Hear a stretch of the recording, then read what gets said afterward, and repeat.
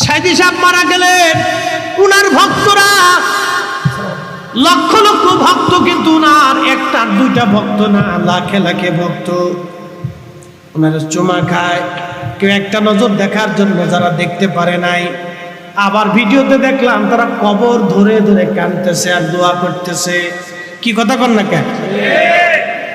কেউ কবর ধরে কাঁদে, কেউ কবর ধরে দোয়া করে। ভক্ত তার ইচ্ছা অনুযায়ী আবেগ অনুযায়ী কাজ করতেছে। শিরিক না বেদাত, হালাল না হারাম, এটা দেখার টাইম না।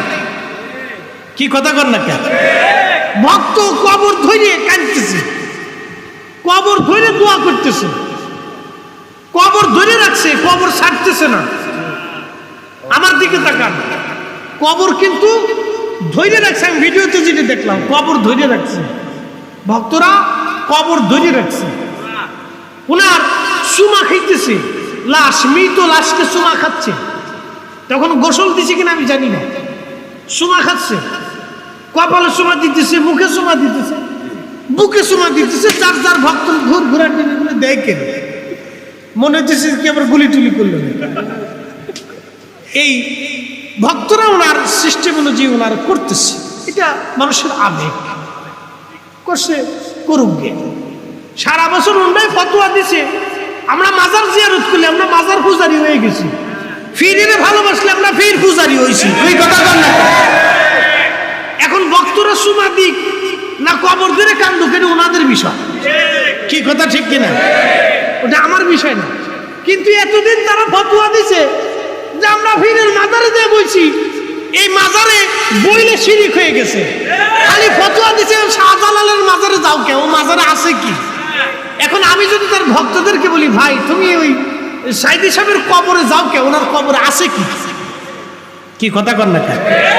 তাহলে তারা একটা জবাব দেবে, একটা জবাব তাদের আছে। কি জবাব? যে আমরা ওনাকে ভালোবাসি। কি বাসি?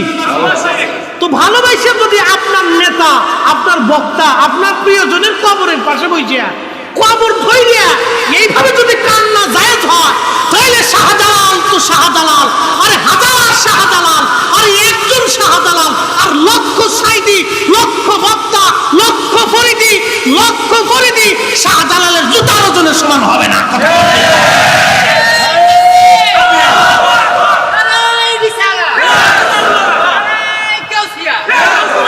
আমরা শাহজালালের মাজারে যে বৈশা জিয়ারত করলে, দোয়া করলে, তখন বেদাত হয় কে?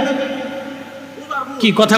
আমরা কিন্তু কারো বিরুদ্ধে বলতেছি, বোঝার জন্য বলতেছি। আবেগ অনুযায়ী তারা করতেছে। আমি ভিডিওতে যেটা দেখলাম, অনেকের বিরাট আবেগ, অনেকে কাঁদতেছে, খুব কাঁদতেছে, কাঁদতে পারে, তার কাছে প্রিয় সে। কারণ আমাকেও তো অনেক মানুষ মহব্বত করে। আমরা আমাদের পীর মাশায়েখদেরকে ভালোবাসি, বাসি না ভাই? অনেক ভালোবাসি। কেউ যদি আমার সামনে শাহজালাল ইয়ামানি মুজাররিদি সম্পর্কে বাজে কথা বলে, আল্লাহর কসম, আল্লাহর কসম, কসম খোদার, ওর হলকম চেপে ধরে টেনে ছিঁড়ে ফেলে দেবে। এক কথা বলেন না কেন? হলকম টেনে ছিঁড়ে ফেলে দেবে। কারণ শাহজালাল রহমতুল্লাহ আলাইহিকে আমরা ভালোবাসি। এই ভালোবাসার জন্য আমরা ওনার জিয়ারতে যাই। বড় আফসোস, এত বছর ধরে ওনাদের কাছ থেকে আমরা শিরিকের ফতোয়া পাইছি, বেদাতের ফতোয়া পেয়েছি।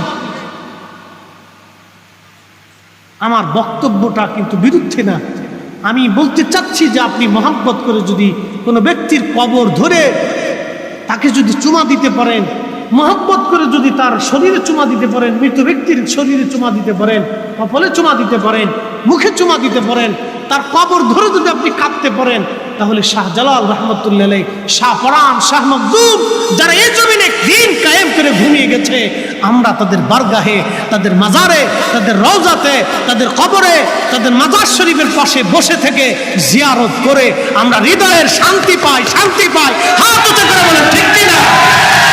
হাত উঁচু করে বলেন ঠিক কিনা? আমাদেরকে ঠেকাইতে পারবে? পারবে? আমরাও ভালোবাসি, ঠিক কিনা? আমরাও ভালোবাসি।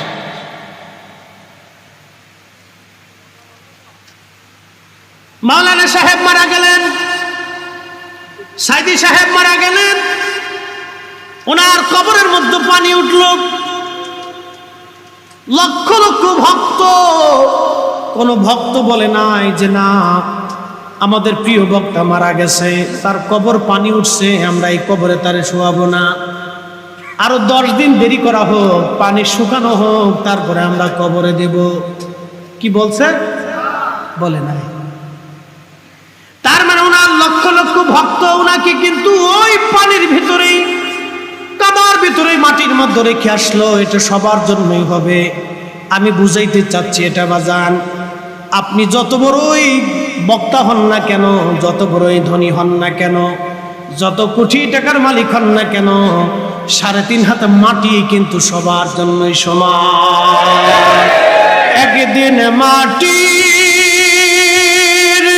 ভিতরে হবে ঘরে, মন আমার কেন বাঁধো দালান ঘর, মন আমার কেন বাঁধো দালান ঘর।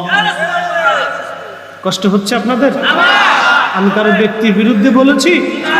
আমি কি ওনার বিরুদ্ধে বলেছি? না, উনি মরহুম, চলে গেছে।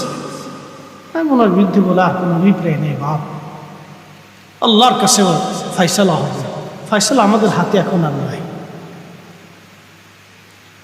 কিন্তু আমার এখান থেকে আমাদের শিক্ষা হলো, এত লক্ষ ভক্ত থাকার পরও কাদাযুক্ত মাটির মধ্যে তাকে দাফন করা হলো। তার মানে আগামী দিন আমারও আপনার পালা আসবে, বৃষ্টি নামবে কিন্তু কবর খনন করা হবে, বৃষ্টি নামবে কিন্তু কবরে রেখে দিয়ে আসা হবে। অতএব এই কবর থেকে ফিরে পালানোর মতো কোনো রাস্তা আমাদের কারোই নাই। অতএব কবরে যাওয়ার আগে বলছিলাম আপনাকে, ওই কবরে ছেলে যাবে না, মেয়ে যাবে না, সাথী যাবে না, বাতি যাবে না, কেউ তার কবরে যাবে না। সাইদি সাহেব কবরে চলে গেল, উনার কাদাযুক্ত মাটির মধ্যে ওনাকে দাফন করা হলো। এত লক্ষ ভক্ত কেউ কবরে যেতে পারলো না, কেউ পারবেও না। শরীয়তের বিধানে নাই, কবরে যাওয়ার কোনো সুযোগ নাই।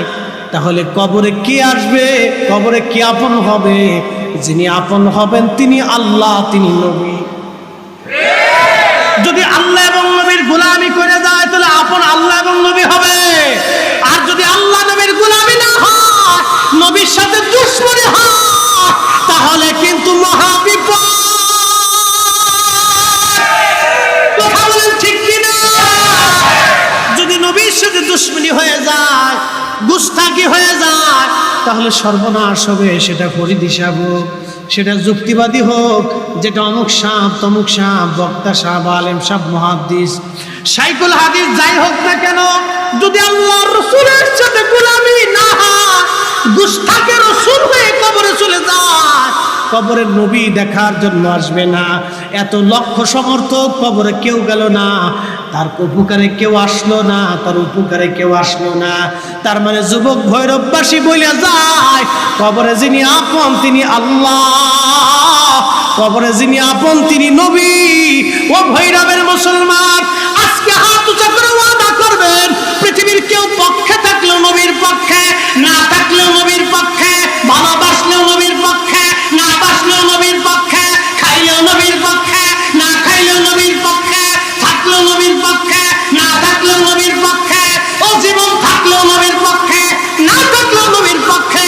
যেই কবরে নবী দেখতে আসবে, যেই কবরে নবী আপন হবে, বৃষ্টি পড়লেও নবী আপন, কাদা হলেও নবী আপন, আগুন হলেও নবী আপন, পাহাড় হলেও নবী আপন, পর্বতের নিচে হলেও নবী আপন, সমুদ্রের নিচে হলেও নবী আপন। ভৈরববাসী হাত উঁচা করে বলে যাবেন, নবীর গোলামি আমরা ছাড়ব না।